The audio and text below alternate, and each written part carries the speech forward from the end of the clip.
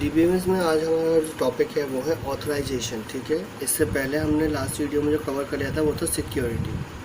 Security में हमने database system level, operating system level, network level, फिर फिजिकल लेवल और ह्यूमन लेवल, ये सारे लेवल्स पर हमने कवर कर लिया था। ठीक है, ऑथराइजेशन को आज हम पढ़ते हैं डिटेल में क्या होता है। ठीक है, तो फॉर्म्स ऑफ ऑथराइजेशन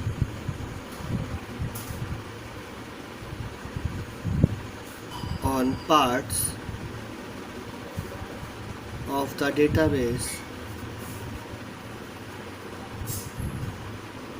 तो ऑथराइजेशन के जो है वो फॉर्म्स होते हैं कि किस किस जगह पर हमारी ऑथराइजेशन डेटाबेस में किस टाइप से दी गई है। ठीक है, डिफरेंट यूज़र्स के लिए, तो वो हम चेक करते हैं। ठीक है, तो इसमें फर्स्ट आता है हमारा रीड ऑथराइजेशन। ठीक है, तो अब ऑथराइजेशन हमने कैसे दिया हुआ है, रीड, नाम से इससे क्लियर है कि रीडिंग के लिए ऑथराइज किया हुआ है। कोई भी यूज़र होगा डेटाबेस का तो उसको रीड कर सकता है। ठीक है, allows reading but not modification of data. तो यहाँ पर जो यूज़र होगा वो केवल इसको रीड कर सकता है पर मॉडिफाई नहीं कर सकता। मॉडिफाई करने के लिए उसको दूसरी टाइप की ऑथराइजेशन चाहिए होती है। ठीक है, फिर इसके बाद सेकंड आएगा इंसर्ट ऑथराइजेशन।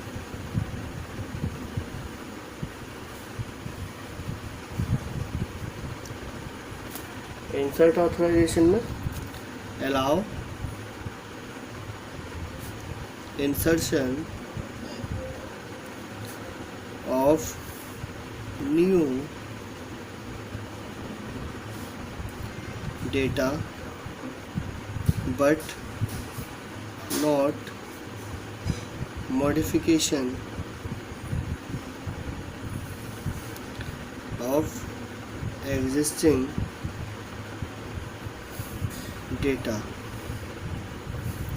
अब इंसर्ट ऑथराइजेशन कैसे होगा कि ये अलाउ करेगा इंसर्च करने के लिए। ठीक है, किसी भी यूज़र को अलाउ करेगा कि इंसर्ट कर पाए वो डेटा। अगर हमारा डेटाबेस बना हुआ है तो उसमें वो इंसर्ट कर सकता है, पर ये मॉडिफाई नहीं कर सकता जो भी हमारा एग्जिस्टिंग डेटा होगा। ठीक है, डेटाबेस के अंदर, तो उसको मॉडिफाई करने के लिए हमें अपडेशन ऑथराइजेशन की ज़रूरत पड़ती है। ठीक है, अपडेट तो करेगा नया डेटा पर मॉडिफाई नहीं कर सकता इंसर्ट में। ठीक है, थर्ड है हमारा update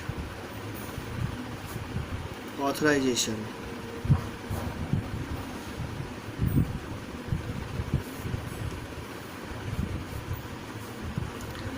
allow modification but not deletion of data.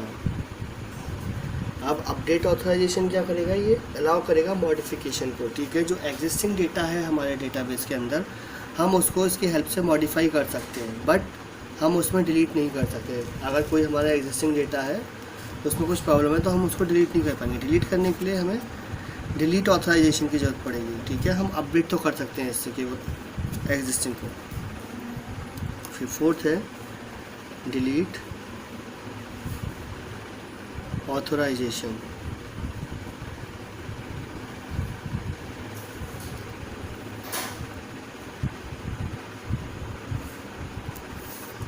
Allow deletion of data. ठीक है, तो हम इससे केवल डिलीट कर सकते हैं डेटा को और कुछ नहीं कर सकते। तो डिलीट करने के लिए डिलीशन हो गया, अपडेट के लिए अपडेशन हो गया, अपडेट ऑथराइजेशन, इंसर्ट करना है तो इंसर्ट हो गया, रीड करना है तो केवल रीड हो गया। ठीक है, ये इस टाइप के हमारे 4 टाइप की ऑथराइजेशन होती है हमारे पास। ठीक है, जो हम किसी भी यूज़र को अलाउ करते हैं डेटाबेस में यूज़ करने के लिए। अब आता है views.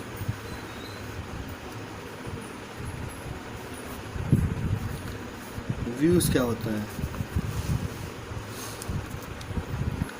users can be given permission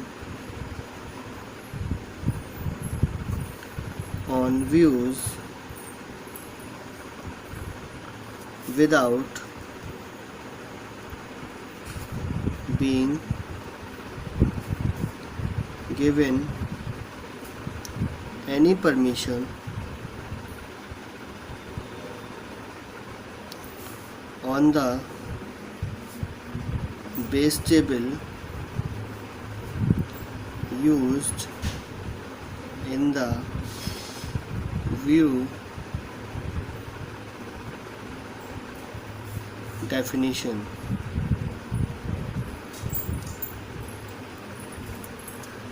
तो व्यू क्या होता है, हमारा डेटाबेस का जो होता है आउटसाइड होता है, ठीक है, हम इसको स्ट्रक्चर भी बोल सकते हैं। तो यूज़र्स को परमिशन दी जाती है कि वो व्यूज़ देख सकें, पर उसमें कोई परमिशन ऐसी नहीं होती कि वो बेस टेबल को चेक कर पाए, ठीक है, जो यूज़ हुआ है व्यू डेफिनेशन में, ठीक है।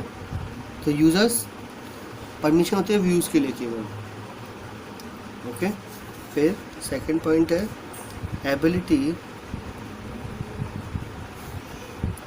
Of views to hide data serves both to simplify usage of the system and to enhance security by allowing users access only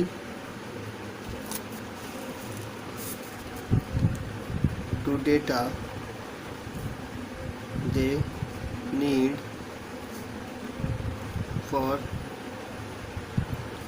their job। तो ये क्या है, एबिलिटी है, ठीक है, एबिलिटी है व्यूज़ की कि हाइड करें डेटा को जो सर्व कर रहा है, बोथ दोनों ही चीज़ों को, जो सिंप्लीफाई करता है यूसेज सिस्टम का और एनहेंस करता है सिक्योरिटी, ठीक है। तो हम व्यूज़ के इसको हाइड कर देते हैं, ठीक है।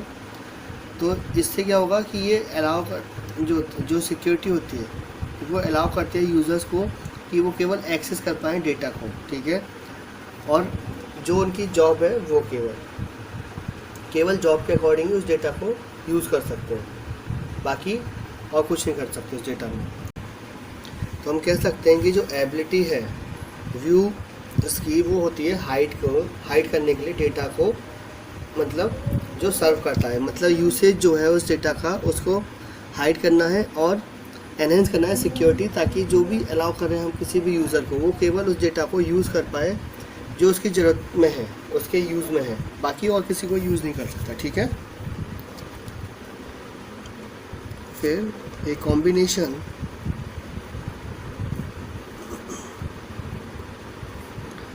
of relational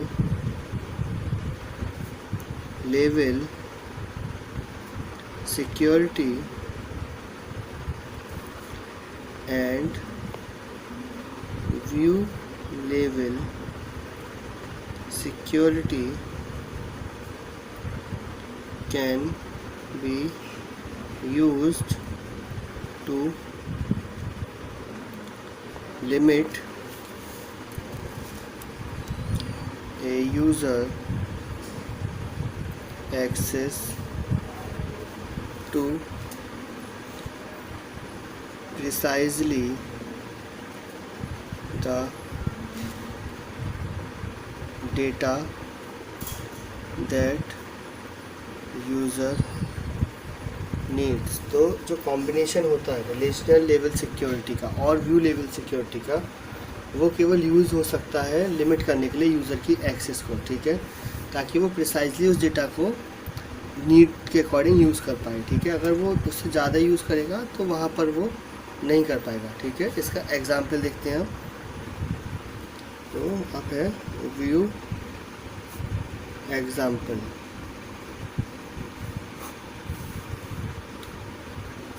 suppose A bank clerk needs to know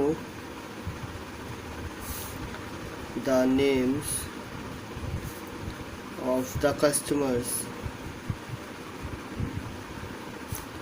of each branch, but is not authorized to see specific loan application या लोन इंफॉर्मेशन। तो अब सपोज करते हैं कि बैंक का क्लर्क है जो जानना चाहता है नेम्स कस्टमर्स के हर एक ब्रांच के, ठीक है, जिन्होंने उसको मतलब स्पेसिफिक लोन इन्फॉर्मेशन के रिगार्डिंग, तो पर वो उसके लिए ऑथराइज नहीं है, ठीक है। तो क्या होगा, अप्रोच आएगी यहाँ पर उसकी, डिनाई, ठीक है, डिनाइल होगा यहाँ पर। Direct access to the loan बेस्टेबल but grant access to the view customer loan which consists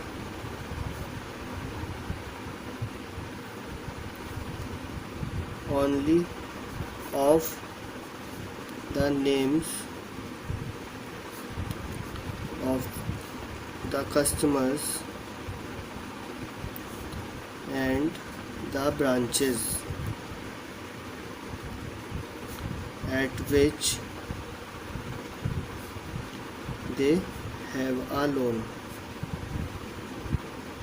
तो अब इसमें क्या होगा, डिनाइल आएगा, ठीक है। डिनाइल कैसे होगा, डायरेक्ट एक्सेस तो डिनाइल हो जाएगी लोन बेस्ड टेबल के लिए, बट यहाँ पर जो व्यूज़ होगा वहाँ पर उसको एक्सेस ग्रांट होगी केवल वो कस्टमर लोन के लिए, ठीक है, जिसमें केवल कस्टमर्स के नेम्स होंगे कि किस ब्रांच से उन्होंने लोन ले रखा है, बस, और कुछ नहीं, और कस्टमर का नाम, इसके अलावा और कुछ नहीं आएगा वहाँ पर। ओके, तो इसके बाद का जो पॉइंट है वो हम नेक्स्ट वीडियो में कवर करेंगे, ठीक है।